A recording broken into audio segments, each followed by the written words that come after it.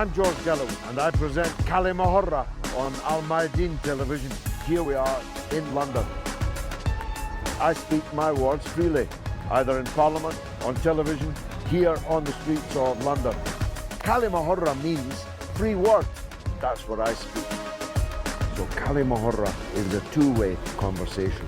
Check it out on Al Mayadeen television.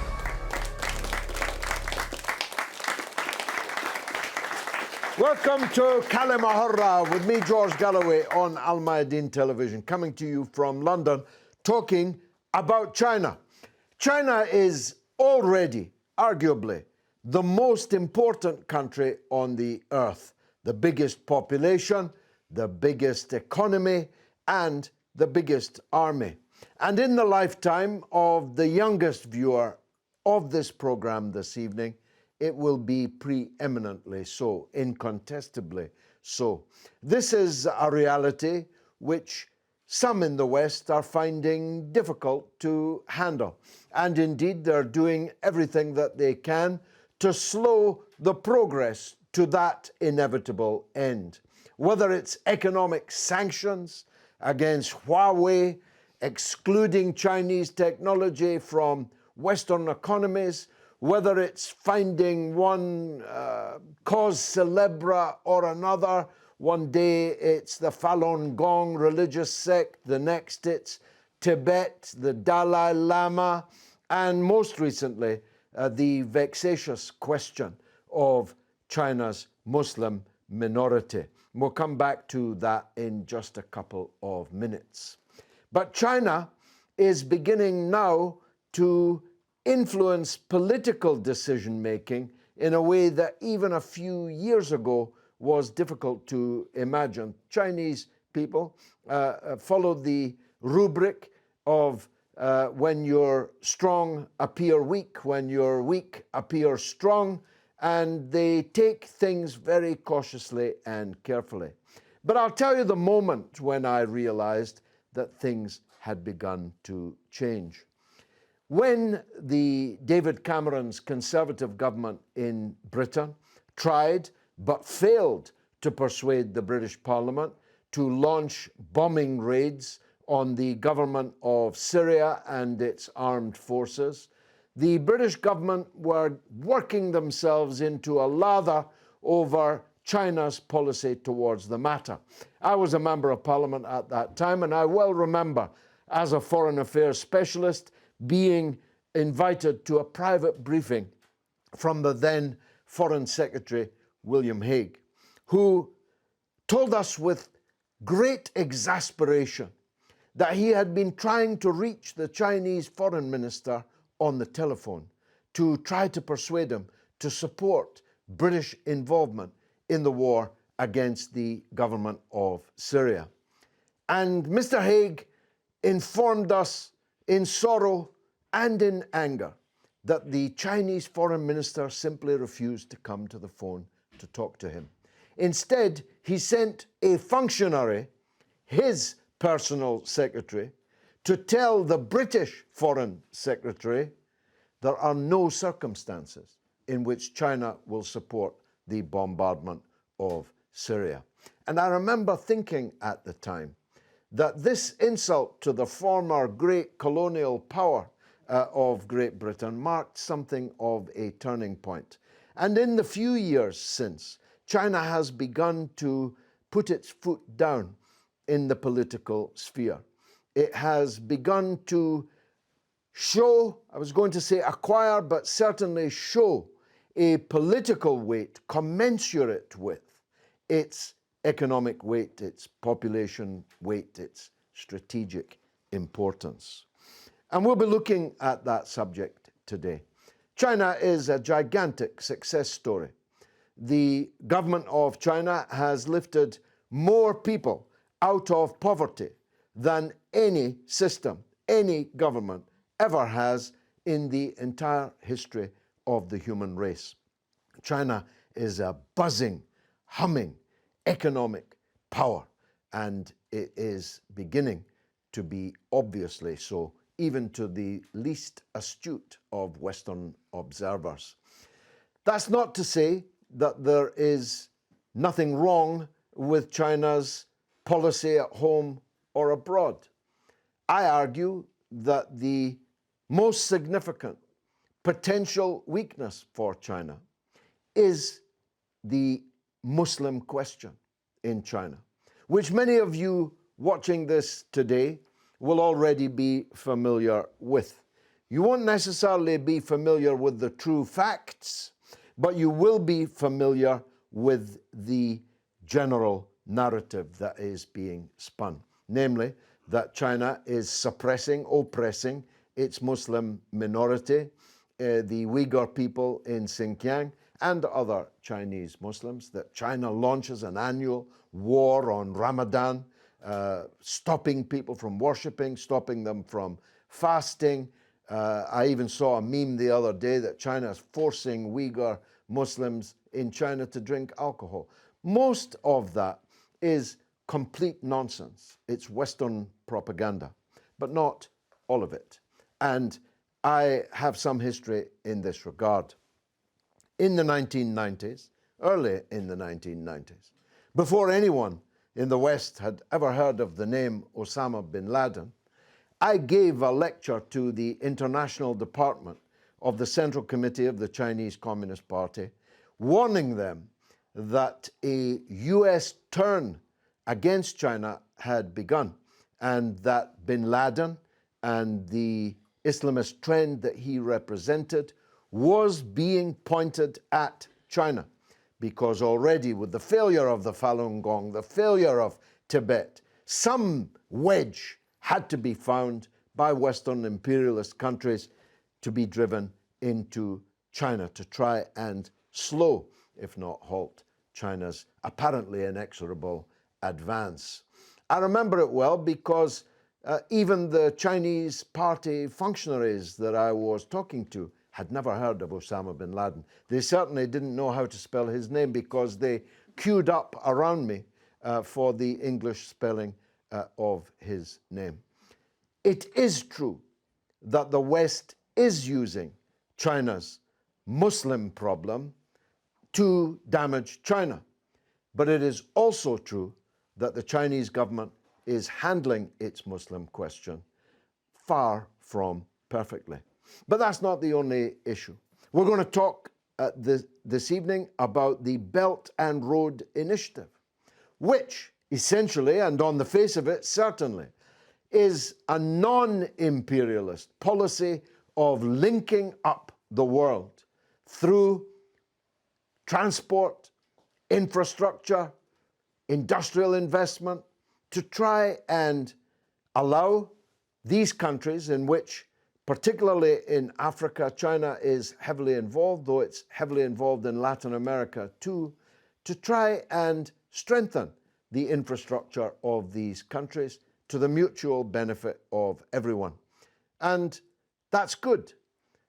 But there are concerns in Africa in particular that this could turn at some date in the future into a kind of new imperialism, a new colonialism. There is a sense in some places amongst some people in Africa that China is becoming rather too ubiquitous in their economies and in their societies. Until now, China has shown not a scintilla of interest in interfering in anybody else's political affairs. On the contrary, China maintains and has always maintained good relations, if I take a country like Pakistan, for example, with any and all regimes that have come to power, either legally, democratically, or by military coup. And China has treated those governments, those regimes, exactly the same, maintaining that its policy is of friendship towards the people of Pakistan rather than any government, which is, of course, here today and gone tomorrow. We have an audience here this evening of distinguished experts and one or two enthusiastic amateurs like me. So let's kick off the debate on China's Belt and Road Initiative, what it means, and what kind of China are we seeing now more and more clearly in the light. Let me start with you, sir. Thank you. My name is David Otto. I am an anti-terrorism and organized crime specialist for Global Risks International. I thank you very much for the discussions you're talking about, especially when we talk about China that is emerging, or, so to speak, or actually the one of the giant nations in the world. Especially when you talk about the internal dynamics, because there is no nation that would be as powerful as the US used to be or is, or the Great Britain used to be and it is, without having a very powerful internal economy and internal stability. And this is what China has been working on. It used to be referred to as the sleeping giant, of the world, but that giant has now arose. And the internal strategy which China has been using has been in such a way that with its huge population than any continent or any country in the world, they've managed to stabilize the country in such a way that it allows them to go externally and come into the building of the Silk Road, which inevitably is going to cost more than $900 million US. Now, the reason why China is doing that, again, as you said, perhaps could be for helping other countries in Africa or in the Middle East or in Europe to develop their internal economies. But primarily, there is no friendship, there is no enmity. China does that for its own interest primarily. Secondary, perhaps, and again, it's perhaps it is doing that to assist or create the globalization that it talks about. But when you look at the stick that China gets, the reason for that is because most countries like the United States, they are the superpowers when it comes to military prowess. Great Britain, they did very well during the days of colonization. They colonized most of the world, and they made their name out of that. China is looking to make its name out of its economic infrastructures, out of its economic investments, because they believe that's a bit healthier, isn't it? Of course, I mean, they believe that the only way for them to compete, on the same platform with the United States and with Great Britain is for them to expand economically. They have the people, the numbers game on their side. They have the population that can consume some of these economic benefits that they will be bringing to China. They have the money to spend, the fiscal cash to spend. They are comparing, head to head with the International Monetary Fund, the IMF. So I think the position that China is placing itself is no doubt a serious threat, I may say, to the United States, because and Great Britain, of course, and other superpowers. But again, this is all about geopolitics. This is all about China's personal interest. If I were to advise other countries, I would tell them to strike a deal that would be beneficial to their economies, that would be beneficial to their people, because China will not do any deal that would not be beneficial to its people. And that's where I think China stands. Excellent introduction. Thank you for that. Adam Gary, you are the head of Eurasia Future. You specialize in this field. How do you see this new China that is more and more clearly being seen in Western capitals? Well, I see the new China as the antidote to some of the biggest problems that the world is facing today. Now, a lot of people talk about the word fascism, and fascism is back in a way, and the form that it has taken is the zero-sum mentality. And this isn't the fascism of the beer hall, and it's not the fascism of marching soldiers. It's the fascism of a mentality that says, in order for me to be rich, you need to be poor. In order for me to be secure, you need to be destroyed. In order for me to be impenetrable, you need to be molested. This zero-sum mentality, which expresses itself in the fields of trade, protectionism, economics, finance, the all-important but too little discussed monetary policy, and of course the ubiquitous military sector, is very much at play in the world today. Now, China proffers something that's the antithesis of the zero-sum mentality. This is the win-win mentality, which says if we're able to make a peaceful world, and if this is something that collectively mankind should strive for, there's got to be a solid and sustainable foundation. This foundation is prosperity, because when someone is poor, there's usually an element of exploitation involved. And inversely, when one is prosperous, there's usually a placidity which sets in the ether America and eventually is able to change the very enlightened spirituality, if I can use that word, of men and women and indeed of children. This is the philosophical essence of Belt and Road. Finally, I should say, there's no coercion involved, which makes Belt and Road very different from the systems that were employed by the British Empire, the American financial empire, the Wall Street and City of London empires, which answered to neither of the previous two. It's the other way around. In fact, there's no coercion, no political strings attached, no military alliances. It's merely about economic development and people-to-people development. Trevor, you, with your economist hat on, an economist of note, is that how you see it? Is it as entirely benign as Adam Gary thinks it is? Short answer is no. I think it's far more complicated than that. So I'd like to say a few things about your introduction first, Jordan. Then I'd like to say a few things about Belt and Road, if I may. In your introduction, I totally agree that China has become far more important in the world economy. It should become more important. It deserves to be, given its size in terms of population and economy, as you said. But it is not the world's largest economy. It's still the US. The US is $18 trillion a year. China's around 11 or 12 trillion. It's only if you adjust for what we call purchasing power parity, which is differences in inflation, does China surpass the US. But in terms of its economy, the US is still by far the world's most important economy, and that has to be said. And China's population is large, but it's been rapidly caught by India, for example. It's an important nation and should be regarded as such and should be taken seriously, absolutely. On its current Belt and Road Initiative, well, it's about projecting its economic power. It is about being able to get access to goods because it needs large amounts of imports of raw materials to fuel its growth.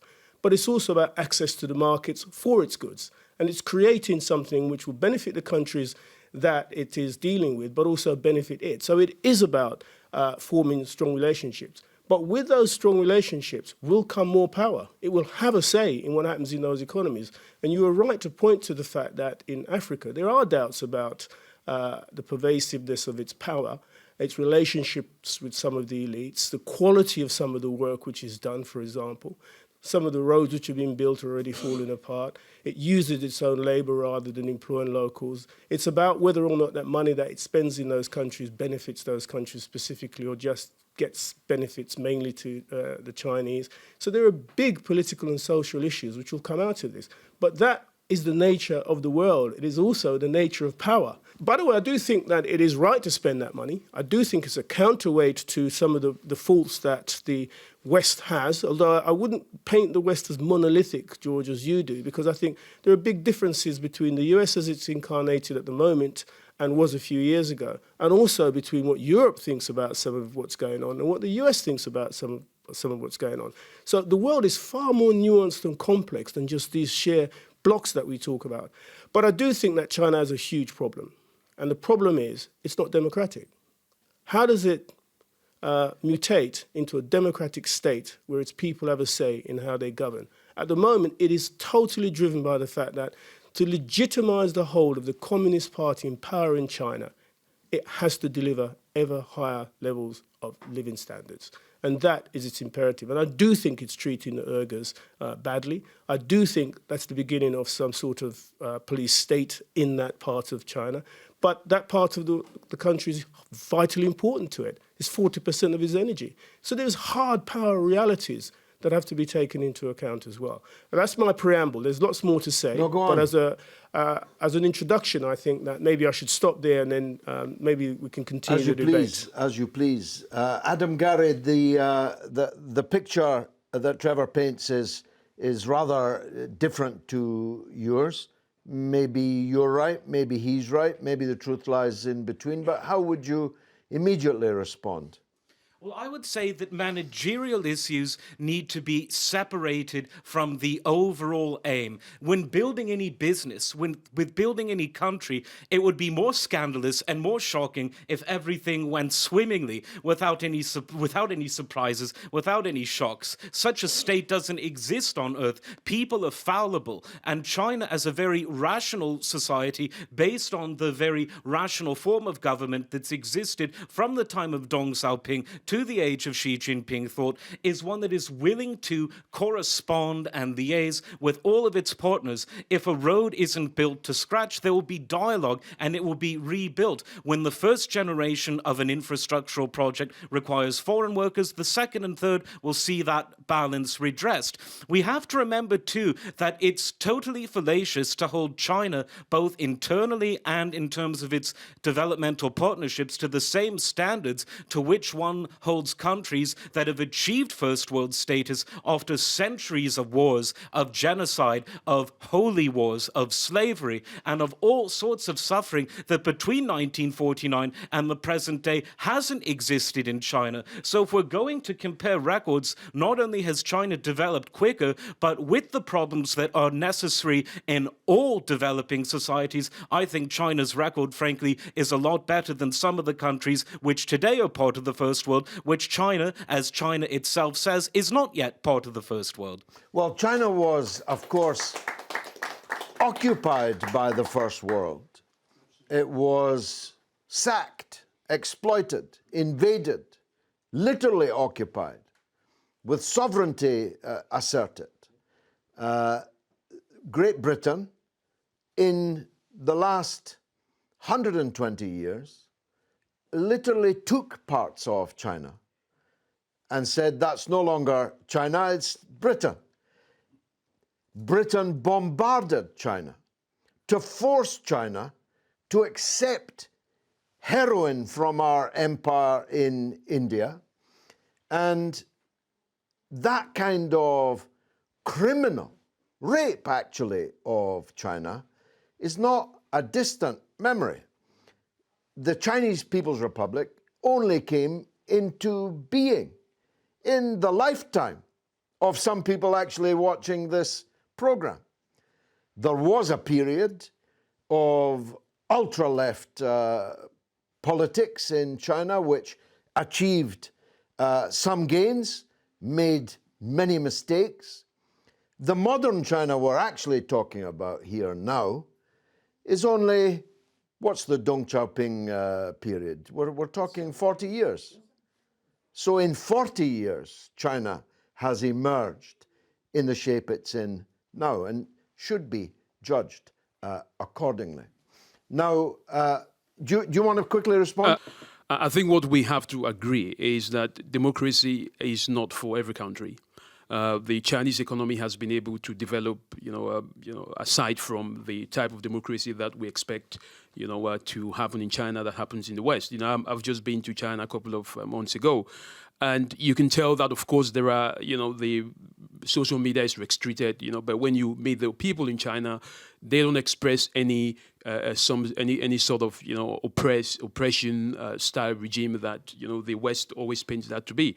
So I don't think democracy is the level of judgment that we can use to characterize how well a nation is doing. But of course, if you want to talk about democracy, it's a system where the majority rules over the minority. So if you go to China, you would find that the majority are happy, the minority may not be happy. So it's still the same system of government that runs.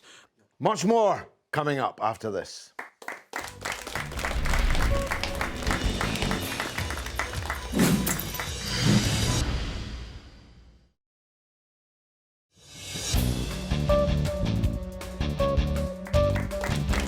You're watching Kalamahara with me, George Galloway, on Al Mayadeen, talking about China. Earlier, we took the Kalamahara camera onto the streets of London to see what the people thought. Let's take a look.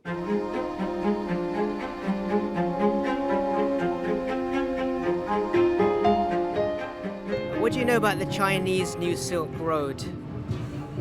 I'm sorry, I don't know anything about the... I don't know about that. I don't really know enough about it to be able to say anything meaningful about it, to be honest, so sorry. Well,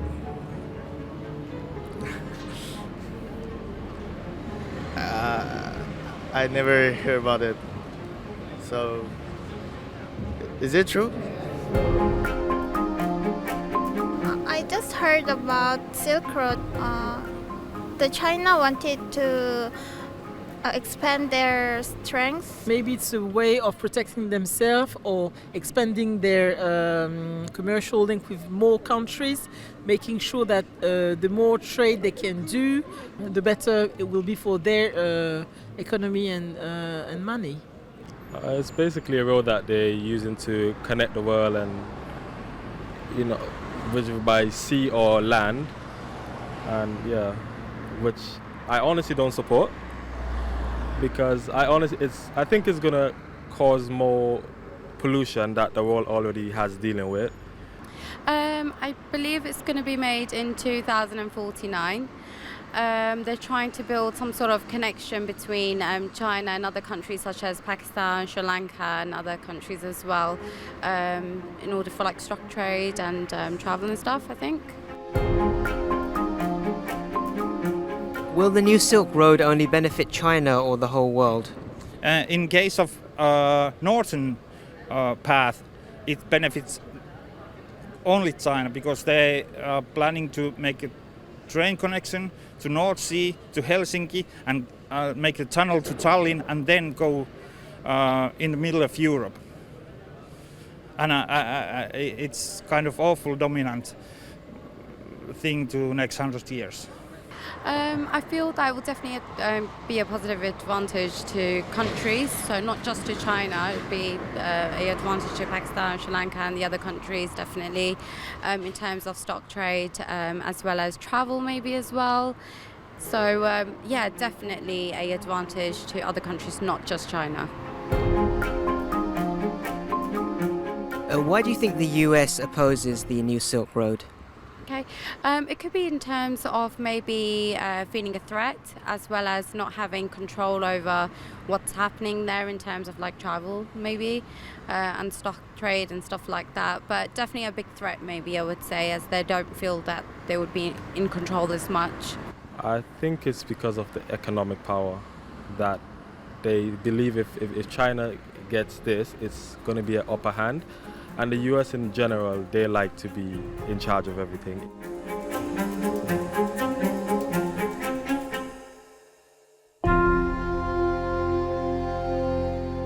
Well, I think China needs to invest a little bit in its public relations, because not many people know about the subject that we're talking about. Madam, you had a question? Thank you. It was. I don't know how relevant this is, but earlier you spoke about the IMF and the International Monetary Fund, which is obviously the world regulated bank. Do you think that is? Did you think that holds a certain responsibility that they're ignoring on this particular subject? Well, I think the balance is shifting. The Asian financial development infrastructure is becoming far more important than the IMF and the World Bank as the political balance in the world shifts. And there's no doubt what the IMF and the World Bank do with their money. Yeah. They bludgeon the countries that they lend to into absolute surrender to their prevailing economic and political modes, in a way which actually the Asian development banks don't do. So we're not comparing China's approach to these matters with a group of saints. This is the IMF and the World Bank, I would argue, are international criminals over the last 50 years in the way that they have destroyed any possibility of a fair, a balanced, a just international order in poor countries. That's my own view. Don't have to accept it. Let's take the gentleman in the middle. Yes, sir. Yes, my name is Rashmi Nogoranshwan. I just want to ask the question.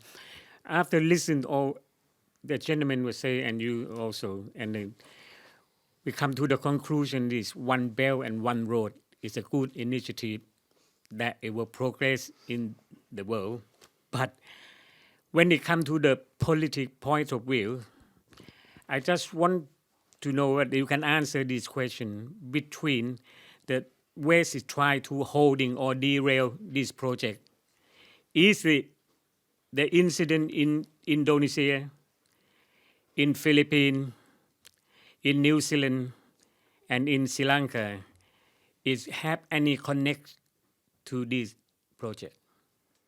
Well, some are nodding. I don't myself think so, but I wouldn't put it past those that are threatened by China's rise to do anything at all to try and stop it. To go back to a point I made earlier, I was there working with the Saudi opposition in London when they were openly discussing using the genuine, real Muslim question in China as a means of dividing China. What is China's main asset?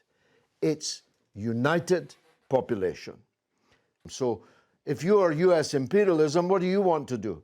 You want to break China up? You want to make it less united, less powerful at the center. My difference with the Chinese government is some of the things that they are doing on the Muslim question are actually making division and breakup more likely, not less likely. And so far, they're not listening to me. Go ahead. I think the gentleman is referring to issues of terrorism attacks. Terrorist attacks. One thing which China has done very well is to be, if not neutral, they've avoided involving themselves in matters that concern, with politics. We're interfering in politics with different countries. So I think, they've done very well in that. But again, as we all know, one of the things that the big states, the US and all that, are trying to put forward is this idea that if they destabilize the internal security of China, then it literally makes them to be unable to complete their economic prowess. But that is one thing which China needs to work on, because if you're building these kind of extensive networks, all these trade routes, you have to be able to have the security architectures well placed, because again, those are security threats. So I think the US may have a case in terms of keeping an eye on these infrastructural developments, because it poses a critical infrastructure threat. Trevor. Can I just say two major things? I think it's absolutely wrong to argue that democracy is not a good thing. It is not the suppression of the minority by the majority at all. Democracy is far more than that. It's about listening to views and taking account of those views. It is not a win-win situation just for those who vote most in a certain circumstances. I think that it's totally wrong to argue that for any country in the world that they shouldn't be democratic, and somehow it's good for them that they have these people. You don't think that's what happens in democratic countries? I mean, well, I think it's very nuanced, George. I think it's a very nuanced situation, but we must be careful here that we're not arguing for dictatorships. I'm not arguing for that. For the rule of one person, I'm just going to put this point to you. It's usually some strong man who then run it in the way that suits them. My main point, though, if I just go on, I think that's a different debate about what is democracy and how does it work and what democratic institutions. And it's about being able to change the state. The nature of the Chinese state under the current leadership is different from the one under Deng Xiaoping. It's a point, it's a fact. He's now made himself virtually unsackable. And that's a bad thing for China. And I think that will lead to a proliferation of mistakes in future if things don't go right. But that's my own view on this. So let's just park that for a moment, because as I said, I'm a liberal Democrat. And I believe that people should have the right to remove their leaders from all stratas of power. And I really think that it's disgusting that we argue that it's not the case. The world has moved on from the past. I also totally agree that there's the US and Britain and the colonial powers, of course what they did was disgusting. However, we're where we are. And what we're missing in this debate so far, China's rise has not been somehow at the expense of other countries, true, but you must also recognize that it's because it was allowed to join the world trading system that countries such as the US and the other advanced economies were willing to buy their goods and allow them to invest in China so that their goods could be produced there to the enrichment of China. They transferred technology. They allowed this growth to take place. Now, on the one hand, of course, there are other aspects to it, security aspects. There are the things that has been pointed to about some of the pushback against China's dominance and so forth in some parts, and an unwillingness maybe to fully accept the ramifications of the rise of a country as large and important as China undoubtedly is. However, you guys must recognize that Deng Xiaoping opened China to the world. The world embraced China. They allowed it to get as rich as it possibly could through trading openly with the rest of the world. That is why it is as rich as it is today.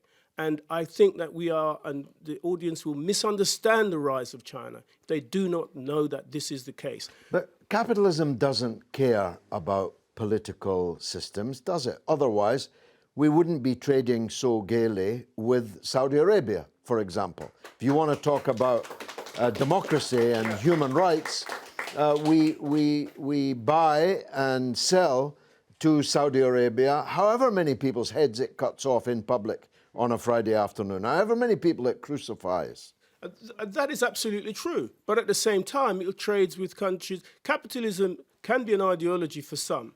But I'm not talking about capitalism, George, as an ideology. It's the system that did the trading. China is a market economy, but it is not capitalist.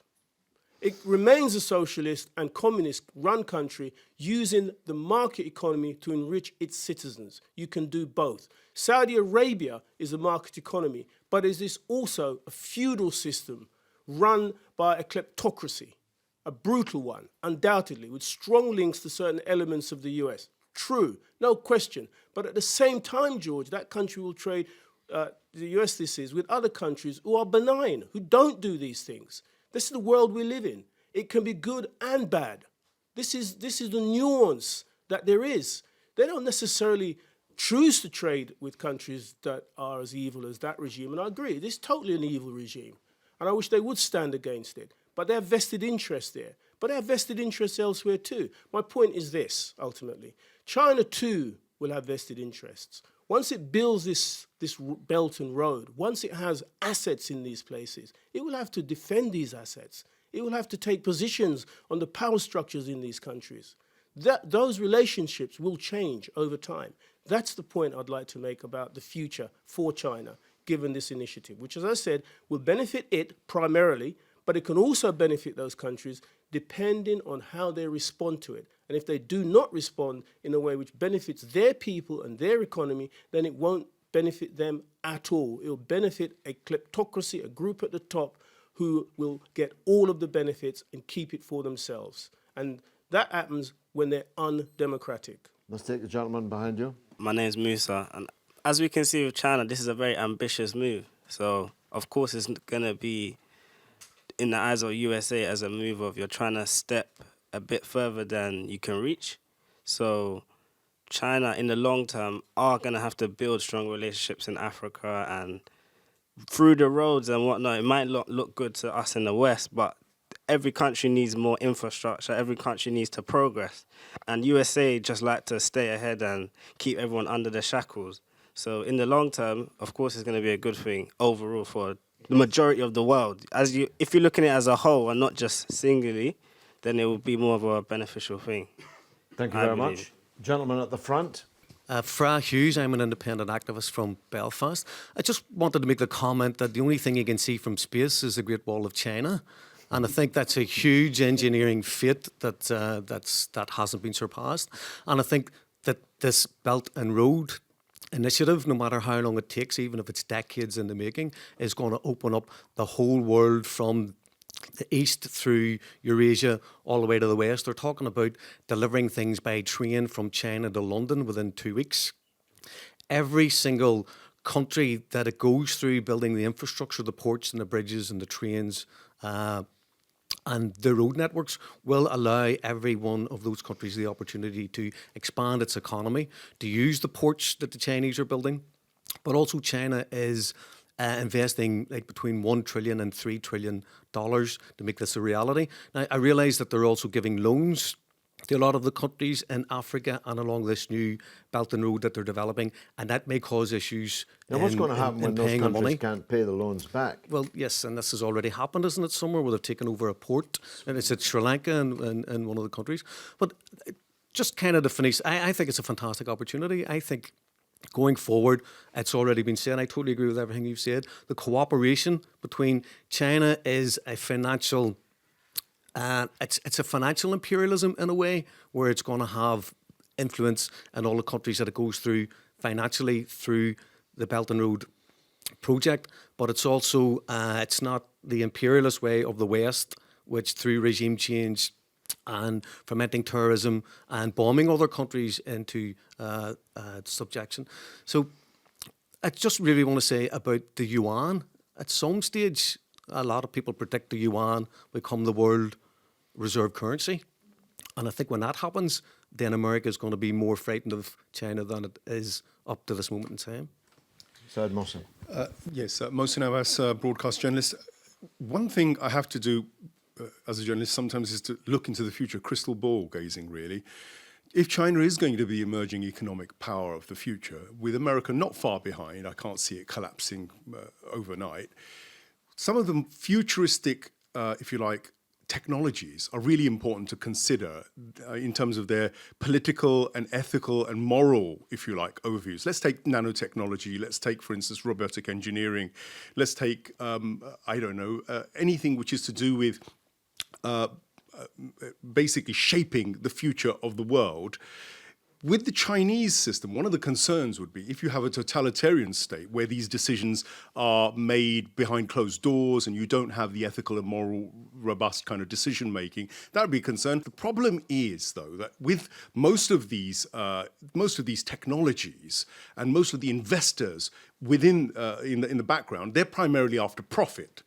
So if profit and economy is driving all of these processes, then consumer-producer relations, the way we're going to deal with our future, our populations, how we're going to interact, is an area which I think that, of course, we all need to be concerned about, particularly, though, the Chinese, because what is their sort of cultural or moral kind of outlook to such issues? Where do they go in terms of their leadership? Will they just operate according to the transnational corporations' whim on these issues more so than perhaps even the West was doing? These are questions in my mind about how will they deal with the future. Well, I'm glad you made that last point, because that's exactly what United States dominant capitalist mode does. I mean, you can elect the dog catcher in the United States.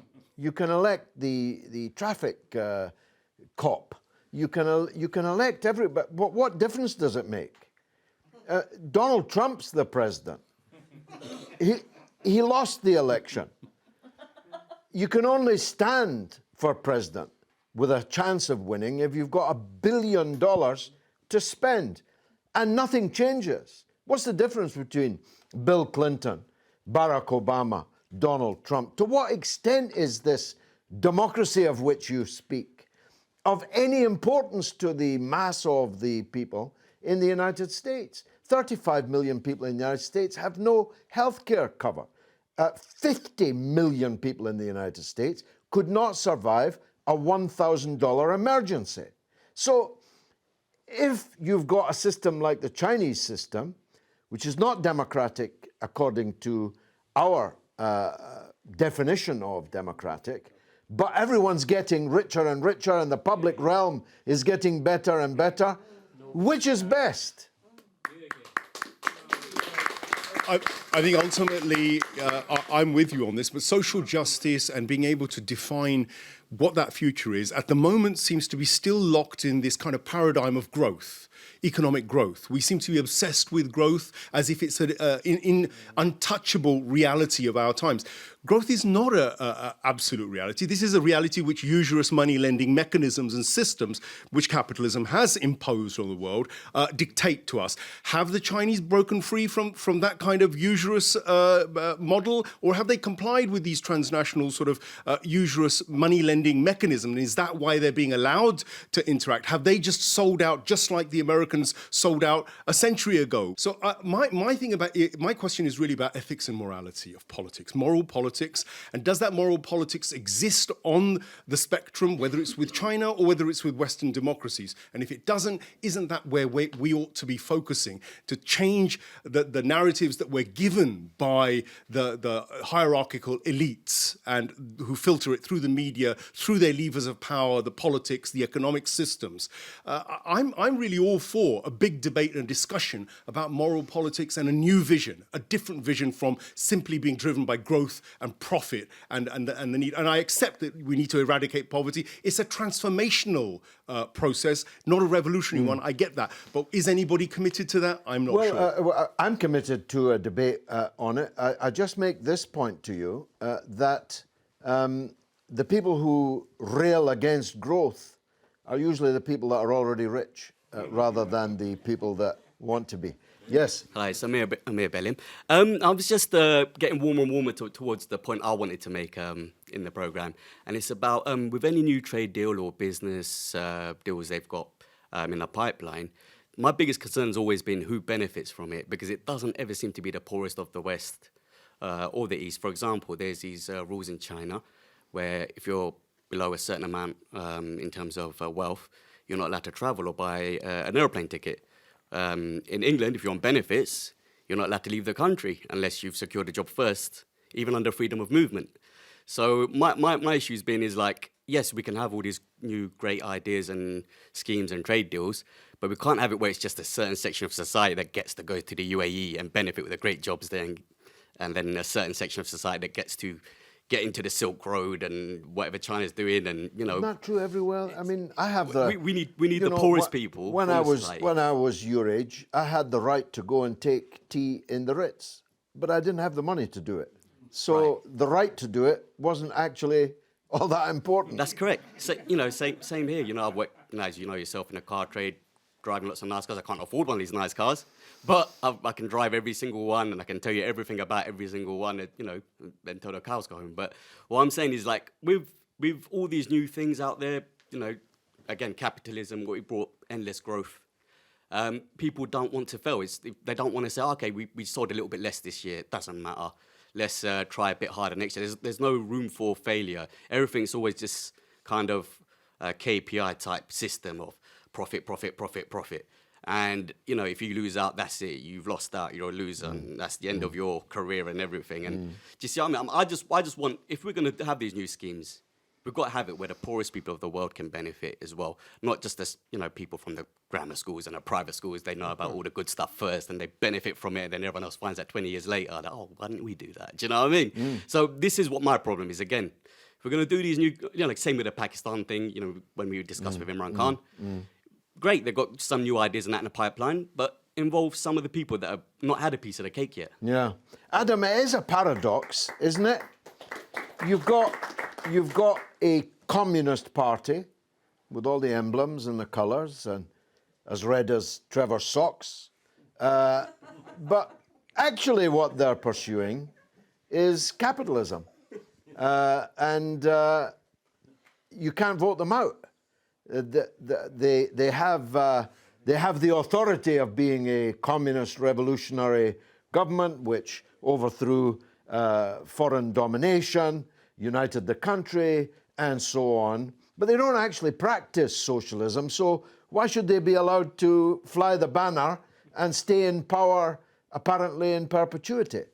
Well, it's socialism with Chinese characteristics for a new era, to coin the precise phrase. But going back a bit further to the late 70s, it was Dong who came up with probably my favorite quote of all time. I don't care if a cat is black or white, so long as it catches mice.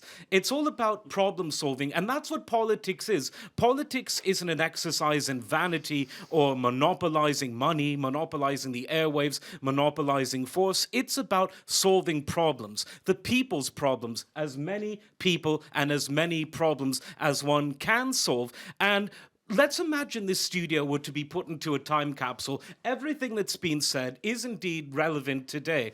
In less than 20 years' time, all of the jobs, the working class jobs, the middle class jobs, I would say the upper class jobs, but at least in England they don't have jobs, they don't need them.